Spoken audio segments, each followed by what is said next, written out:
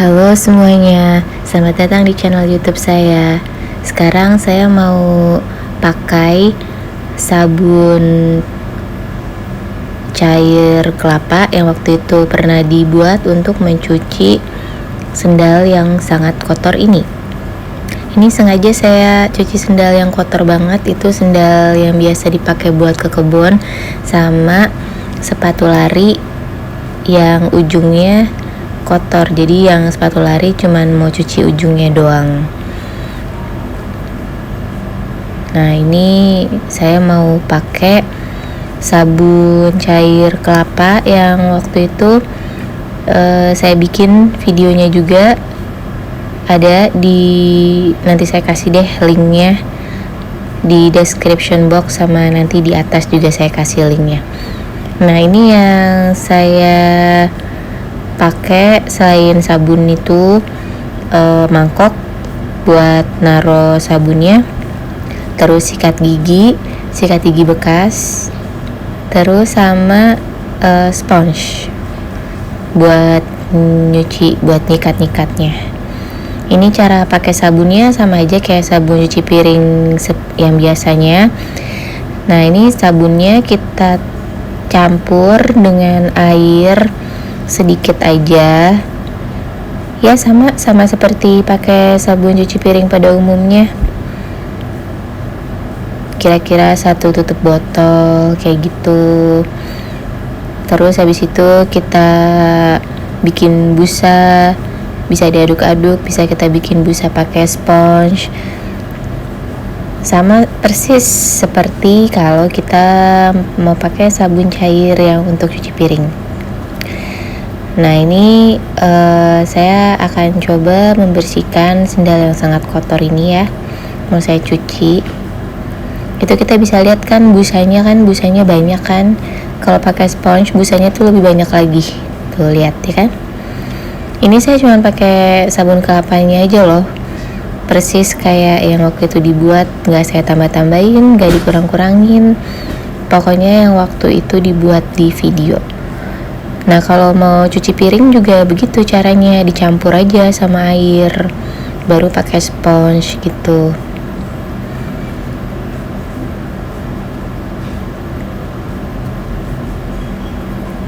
Sisanya ya kayak biasa, kita sikat-sikat. Tuh udah mulai kelihatan kan kotorannya, udah mulai luntur.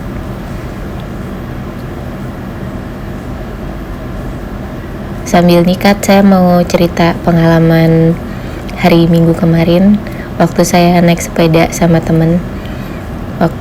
Jadi hari Minggu kemarin itu kan saya goes sama teman saya berdua. Jadi tuh kita keliling-keliling ke Kota Tua, ke CFD gitu. Nah, tapi pas waktu udah pulang, kan teman saya kan di Pasar Minggu tuh. Nah, jadi kan kita balik tuh dari CFD ke Pasar Minggu. Nah, ternyata pas sampai di tempat teman saya lihat handphone saya itu nggak ada. Padahal saya taruh di tas belakang sih, tas belakang sepeda. Jadi sepeda saya itu ada tas belakang, nah handphonenya ditaruh di belakang. Nah, itu pas saya buka di Pasar Minggu tasnya mau ngambil handphonenya nggak ada. Anehnya itu tasnya itu tertutup gitu loh, dan nggak berlubang. Jadi tuh saya bingung, kemana ini handphonenya? Apa ya jatuh? Kan tapi kalau misalkan jatuh, tasnya masih ketutup rapat resletingnya, terus nggak ada yang bolong, gimana cara jatuhnya ya kan. Terus terakhir dipakai itu kan di Sudirman. Nah, habis itu tuh teman saya tuh juga bilang kalau saya itu masukin handphonenya ke tas gitu, jadi nggak mungkin juga kan jatuh di Sudirman. Seingat saya sih kayaknya nggak jatuh gitu. Nah, tapi terus kita coba telepon pakai handphone teman saya itu, nggak ada yang ngangkat nih. Beberapa kali ditelepon tuh nggak ada yang ngangkat teleponnya, nggak di reject tapi nggak ada yang ngangkat juga. Nah, terus habis itu saya coba WA di handphone itu, saya WA, kalau ada yang menemukan handphone saya please hubungin nomor ini gitu, nomor WA nya teman saya yang waktu itu bareng saya goes. ternyata ada balasan dari handphone saya itu. Ini saya yang menemukan handphone, telepon balik aja kak, gitu katanya. Ya udah, akhirnya dia telepon balik kan, orang yang nemuin handphone itu. Katanya sih dia nemuin handphone saya tuh di jalan gitu, di jalan di perempatan yang mau ke arah pasar Minggu. Tapi aneh kan, karena waktu pas saya sampai itu tasnya itu kan ketutup ya, jadi ya udah pokoknya yang penting handphonenya ketemu. Nah terus dia gitu orangnya itu send location kan. Pertama tuh dia kasih nomor handphonenya dia, jadi tuh WA-an pakai handphonenya Yuri kan. Yuri itu teman saya yang gue bareng itu, WA-an terus udah gitu dia kasih live locationnya dia. Nah ternyata tuh live locationnya dia itu kayak berapa kilometer jaraknya dari saya, tapi saya tuh kayak di belakangnya tuh, jadi dia udah duluan gitu di depan. Nah terus udah gitu saya udah bilang kan nanti saya ambil aja di tempat tujuannya gitu, tempat tujuannya dia gitu. Soalnya kan kalau misalkan saya pergi berarti kan handphone teman saya kan ditinggal tuh di saya, nggak mungkin saya bawa kan. Jadi maksudnya janjian aja misalkan di rumahnya dia atau di kantornya di mana gitu, yang tempat tujuannya dia, gentar saya ambil. Ternyata orangnya baik banget dong. Jadi orangnya itu puter balik baru nyamperin saya. Waktu itu posisi saya tuh lagi di yang gak jauh sih sebenarnya, masih di pasar Minggu juga, di daerah-daerah Perdatam situ. Nah akhirnya tuh dia puter balik, dia tuh udah tadinya tuh udah kayak ngelewatin Kalibata gitu, udah lumayan jauh ngelewatin Kalibata. Terus udah gitu dia puter balik terus ngasih handphone saya. Handphonenya masih berfungsi sih, cuman LCD-nya aja yang pecah. Terus udah gitu waktu dia udah kasih handphonenya, saya sempet tuh nawarin udah sarapan belum. Tadinya mau saya traktir gitu, tapi dianya bilang katanya buru-buru. Ya udah akhirnya dia pergi gitu. Jadi ya udah saya bersyukur banget, alhamdulillah handphonenya ditemuin sama orang baik. Kalau misalkan handphonenya hilang itu kan bukan masalah handphonenya sih, tapi masalah data-data di handphonenya ya kan. Terus udah gitu harus ngurus kartunya lagi, ribet, harus ke polisi dulu kan, baru udah gitu harus ngurus kartunya hilang. Aduh repot banget deh ya. Jadi beruntung banget saya kemarin itu, walaupun masih menjadi misteri bagaimana handphonenya itu bisa jatuh ya. Nah ini gimana nih sendalnya, udah mulai kelihatan bersih kan, udah mulai kelihatan kotoran-kotorannya udah mulai luntur dan jatuh.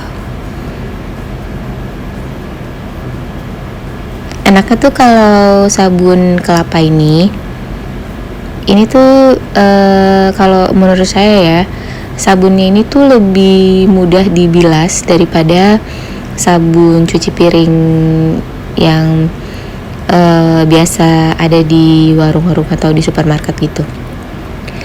Jadi dia busanya banyak, memang lebih cair, jenis sabun itu lebih cair, busanya tuh ya sama lah, banyak lah. Terus ya gitu kalau buat saya sih untuk ngilangin minyak-minyak gitu, kalau misalnya mau cuci piring ya, itu menghilangkan minyak-minyak itu tuh dia juga cukup kuat sih sebenarnya. Tapi dibilasnya itu nggak susah gitu, jadi dibilasnya itu air dikit aja tuh dia langsung keset gitu, jadi nggak ada licin-licinnya. Tapi ya memang kalau gini tangannya itu kurang kuat, kalau tangannya itu sensitif, kalau saya saranin kalau pakai sabun kelapa ini tuh pakai sarung tangan. Karena ada juga beberapa yang pakai sabun ini tuh tangannya tuh rasanya panas gitu, kayak pakai sabun colek gitu. Terus ada juga yang tangannya tuh berasanya kering kalau keseringan pakai sabun kelapa ini. Jadi kalau sering pakai ini terus ngerasa tangannya sensitif, itu saya saranin tuh pakai sarung tangan. Tapi kalau saya sih ngerasanya sih fine-fine aja ya. Saya tuh termasuk yang sensitif kalau pakai sabun colek gitu, tapi kalau pakai sabun ini saya sih ngerasa tangan saya nggak kenapa-napa.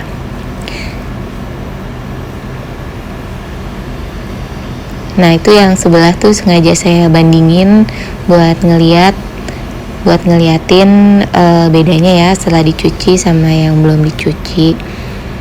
Itu memang harusnya saya pakai sikatnya tuh yang lebih kuat ya sikatnya, karena ini kotoran ini udah lumayan nempelnya, udah lumayan lama, dan ini karena tanah-tanah dari kebun jadi ya agak susah nih ngebersihinnya. Tapi lihat lumayan kan,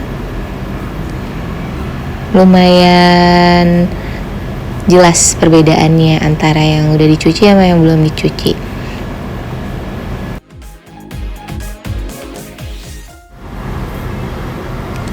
Abis ini dicepetin aja ya nyuci ininya. Habis itu langsung kita lihat nih perbandingannya antara yang dicuci dan yang gak dicuci.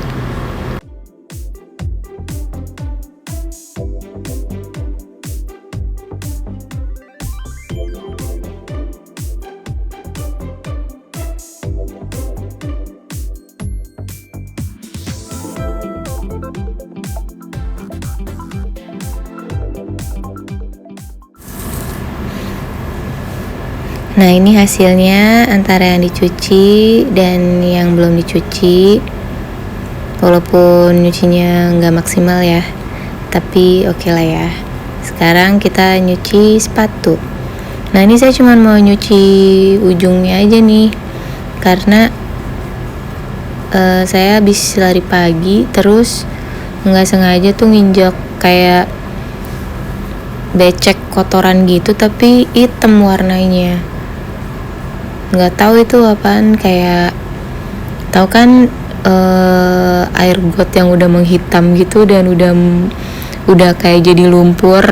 Nah itulah, jadi saya cuman mau cuci ujungnya aja, sama ya mungkin karet-karet yang pinggirannya itu deh, itu kan juga kotor. Nah saya mau nyuci itu. Ini karena dia kain, jadi nggak saya siram air gitu. Jadi caranya saya nyucinya cuma pakai sikat gigi doang. Itu saya sikat-sikat pakai sabunnya. Baru habis itu selang-seling sabun, terus air saya sikat, baru saya sikat sabun, saya sikat air gitu. Baru kalau udah terlalu basah saya keringin dulu. Pokoknya sebisa mungkin dia nggak sampai lepek banget gitu, karena saya cuma mau cuci dikit aja ya. Jadi saya cuci pakai cara seperti itu. Ini udah mulai kelihatan kan, agak hilang kan yang hitam-hitamnya.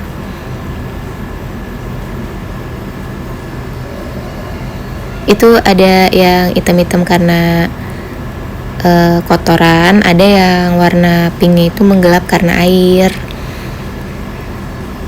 Kan kalau bahannya kain kan kalau kena air dia jadi lebih gelap ya. Tapi sebenarnya itu yang hitam-hitamnya tuh udah luntur tuh, ya bisa kelihatan. Sabun cair minyak kelapa ini juga biasanya saya pakai untuk cuci baju dalam yang dicuci pakai tangan, terus sama untuk cuci menstrual pad yang dari kain itu.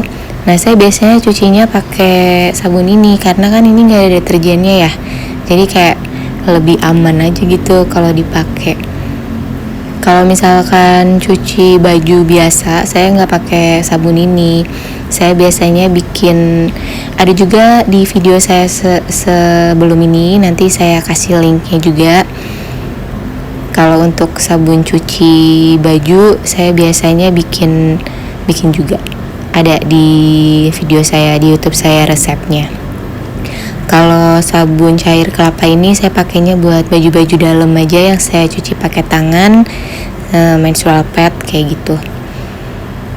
Sama ya ini cuci-cuci kecil nyicil sepatu. Biasanya sih saya cuci sepatu tuh di tukang cuci sepatu gitu kalau mau cuci full sepatu. Tapi karena ini saya cuman mau cuci sedikit, jadi ya saya cuci pakai ini aja. Oh ya, sabun ini juga saya pakai buat cuci piring. Kalau menurut saya sih sama aja sih hematnya atau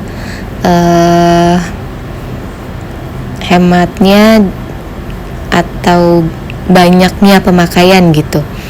Banyak pemakaiannya itu sama aja dengan sabun cuci piring yang cair biasa itu, karena ya itu cara pakainya sama persis, dicampur di air baru kayak gitu. Nah kalau ini kan dia nggak ada pewanginya ya. Kalau saya tuh memang sengaja nggak pakein fragrance, nggak pakein pewangi kalau untuk sabun cuci ini. Kalau untuk cuci piring tuh biasanya saya kasih irisan jeruk nipis gitu di bilasannya gitu.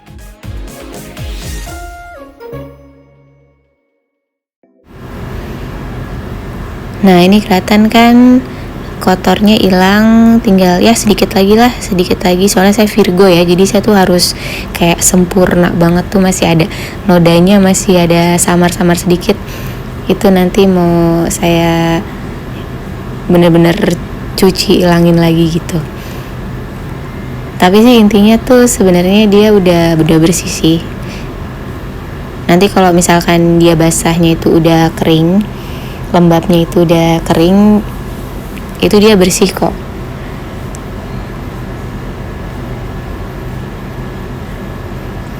Nah jadi kayak begitu cara saya menggunakan sabun cair dari minyak kelapa. Waktu itu kan saya sempat baca ada yang komen nanya gimana cara pakainya kalau untuk cuci piring. Ya udah kayak begitu aja, kayak pakai cuci piring cair biasa, sabun cuci piring cair biasa, air baru dikasih sabunnya, dicampur pakai spons. Kalau misalkan benar-benar kayak mau mengurangi bahan-bahan kimia, nah boleh pakai sabun minyak kelapa ini. Dan ini juga lebih aman kalau dipakai buat cuci buah, lebih aman. Terus udah gitu kan dia juga karena nggak pakai SLS, nggak pakai yang semacamnya itu deterjen, jadi busanya lebih mudah terurai gitu. Malahan tuh saya pernah baca kalau di luar negeri itu ada tuh kayak di mana ya, saya pernah baca di Amerika gitu deh pokoknya. Kalau misalnya kita ke gunung itu bawa sabun itu sabun natural gitu, kayak yang Dr. Bronner kayak gitu. Bahkan untuk cuci piring, kadang-kadang kan kita kalau ke gunung tuh bawa sabun cuci piring kan sabun cair biasa gitu. Nah kalau di sana itu kayak disarankan membawanya tuh sabun yang natural gitu supaya busanya itu lebih cepat terurai gitu, jadi nggak lama mencemari.